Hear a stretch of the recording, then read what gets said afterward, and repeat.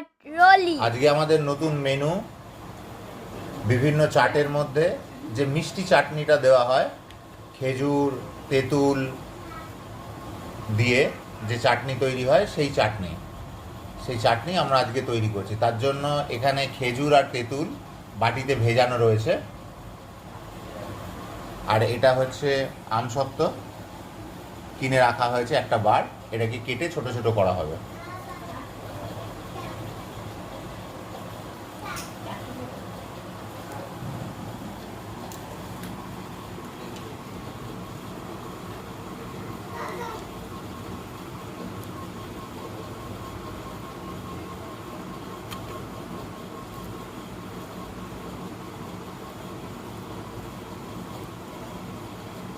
হাত সাবধানে। আমাদের এই কাজে সহযোগিতা করছে মাস্টার ননো।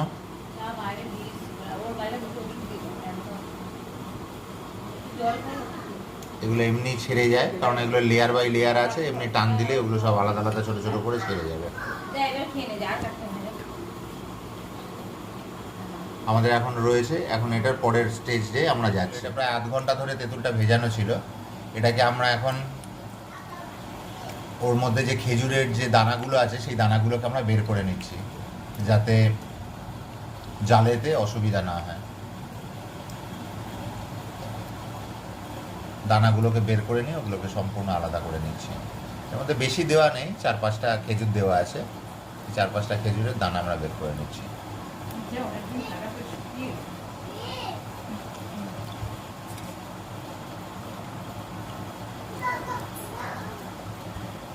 ওটাকে চটকে একটু নরম করে নিতে হবে, খেজুর আর তেঁতুলের দানার এই তেঁতুলের মিশ্রণটাকে, তাহলে জাল তাড়াতাড়ি হবে এবং খুব ইকুয়ালি হবে।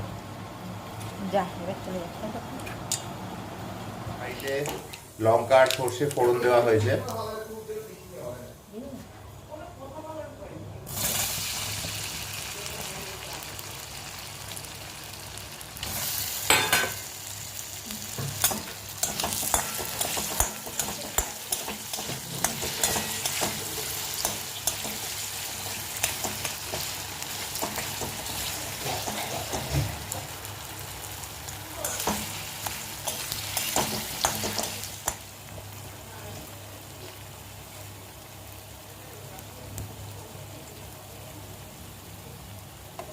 মিশ্রণটাকে আমরা ঢেলে দিচ্ছি,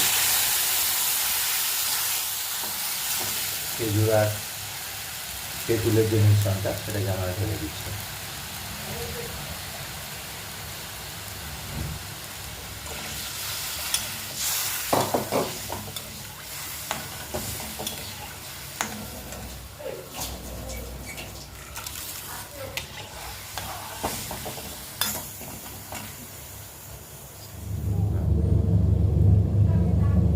একটু নুন দিলাম টেস্টের জন্য।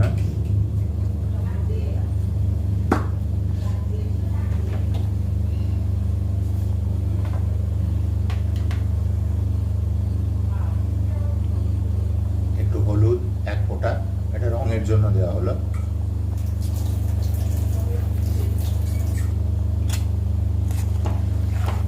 দিয়ে এখন এটাকে জাল দিতে হবে।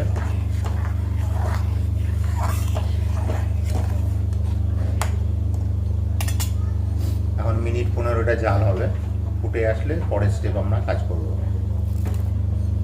এরপরে অনেকটা জাল হয়ে যাওয়ার পরে 10 মিনিট আমরা এবার চিনি অ্যাড করছি এর সাথে, কারণ হচ্ছে এটা একটু মিষ্টি মিষ্টি হবে, টক ঝাল মিষ্টি মিষ্টি। লঙ্কা খুবই অল্প পরিমাণ থাকে, মেনলি টক আর মিষ্টিটাই বেশি পরিমাণ থাকে।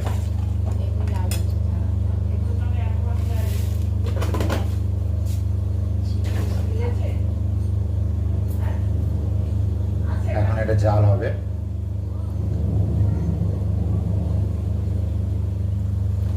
আমাদের এটা প্রায় ফাইনাল স্টেজে চলে এসছে, আপনারা দেখেই বুঝতে পারছেন যে ঘনত্ব কিরম এসছে। এটা খুব ঠিক নয়, আবার খুব জলের মতন পাতলাও নয়, একটা সেমি অংশে চলে আসবে। ঠান্ডা হলে আরেকটু গাঢ় চলে হবে, এখন যেহেতু গরম রয়েছে বলে যতটা পাতলা রয়েছে, ঠান্ডা হলে আরেকটু ঘন হয়ে যাবে। এরপরে আমরা এটা উনুন নিভিয়ে দেবো, ঠান্ডা হতে দেবো। আপাতত সব গলে গেছে। এরপরে এটাকে আমরা ছাঁকনিতে ছাঁকবো। এটা ঠান্ডা হয়ে যাওয়ার পর আমরা ছাঁকনিতে এটাকে ছেঁকে নেবো।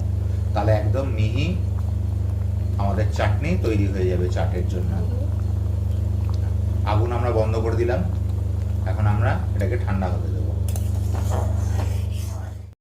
Subscribe for more content.